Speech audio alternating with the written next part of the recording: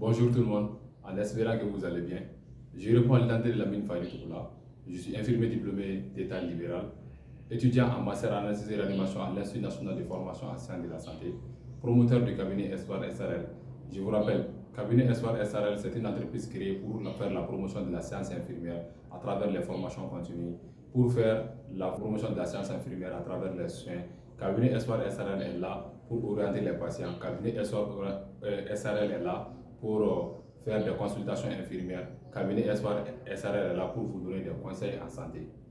Ce matin, je m'en vais à vous partager un thème qui est très capital. Il s'agit du thème qui repose sur le comment faire pour avoir de la clientèle.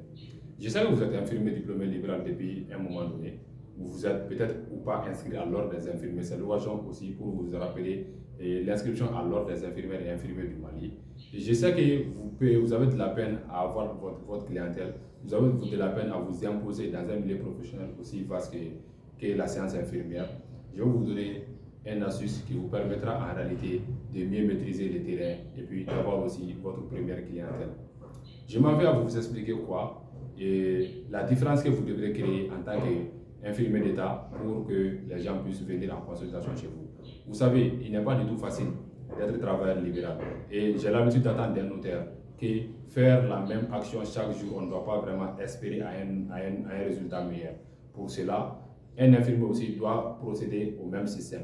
Un infirmier diplômé libéral ne peut pas se permettre en réalité de faire ce que les autres font chaque jour et espérer avoir le même résultat. Parce que dans le libéralisme, je vais vous dire que les gens, les patients, ils cherchent en réalité la qualité. S'il n'y a pas de la qualité dans ce que vous faites comme prestation, les patients auront tendance à vous fuir. Donc n'hésitez pas à créer de la qualité au sein de votre pratique infirmière. Je m'en vais également aussi à vous partager une astuce, par exemple, un exemple à titre illustratif. Quelqu'un qui a l'habitude, par exemple, d'aller poser des perfusions au domicile d'un patient. Un jour, on vous appelle pour une perfusion à domicile. Qu'est-ce que vous devrez faire? L'infirmier d'État libéral étant un travailleur pour lui-même, étant un travailleur pour son propre compte, après son inscription, bien sûr, à l'ordre des infirmières et infirmiers du Mali, il s'est inscrit, il a son agrément, maintenant il est habilité à exercer la science infirmière au Mali comme libéral. Qu'est-ce qu'il doit faire? Je m'en vais à vous donner une anecdote. C'est quoi? On vous appelle pour faire une perfusion à domicile. Vous devrez être capable de créer la différence, de montrer aux patients et à leur famille que la perfusion n'est pas la même chose qu'ils auraient à voir dans un hôpital ou dans un centre de santé communautaire. Vous êtes infirmier, je sais que vous avez la même qualité que les autres infirmiers qui travaillent ainsi en cabinet, ainsi dans les milieux publics. Mais vous êtes appelé à travailler en réalité pour votre compte, donc la différence doit exister. On vous appelle pour une perfusion, n'allez pas directement poser la perfusion et aller chez vous, non. Vous mettez la perfusion, vous suivez la perfusion. Pourquoi on doit suivre la perfusion au domicile du patient?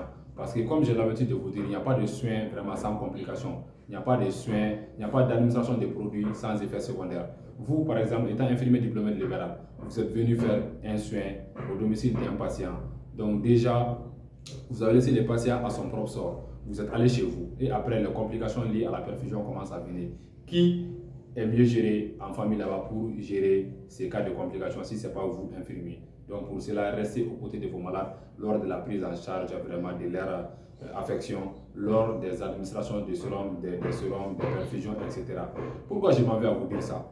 Quelqu'un qui reste au chevet du malade pendant 3 heures de perfusion, s'il s'agit d'une perfusion de Kilimax par exemple, pendant 4 heures de temps, donc vous prêtez cette attention au client, au malade, vous le suivez, donc il y a cette confiance qui va se créer entre vous et les malades. Donc du coup, cette personne va vous considérer d'abord comme un ange, il va sentir cette différence qui existe entre vous et les autres professionnels de santé. Donc pourquoi ne pas changer de comportement? J'ai l'habitude de le dire aussi, il ne faut pas espérer faire la même cause pour avoir un effet contraire.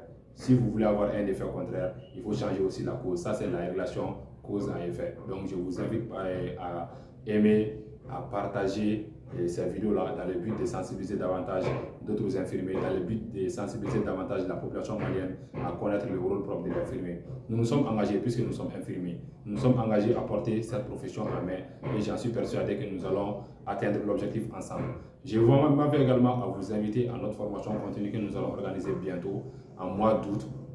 Et une formation continue qui va concerner surtout la formation continue, surtout des infirmiers déjà libéraux, des infirmiers travaillant dans les cabinets, des infirmiers qui comptent ouvrir leur cabinet et des étudiants en fin de cycle qui n'ont aucune orientation professionnelle. Ça intéresse aussi des étudiants qui ont un projet de création surtout des cabinets. Donc je m'en vais à vous inviter à vous inscrire à cette formation.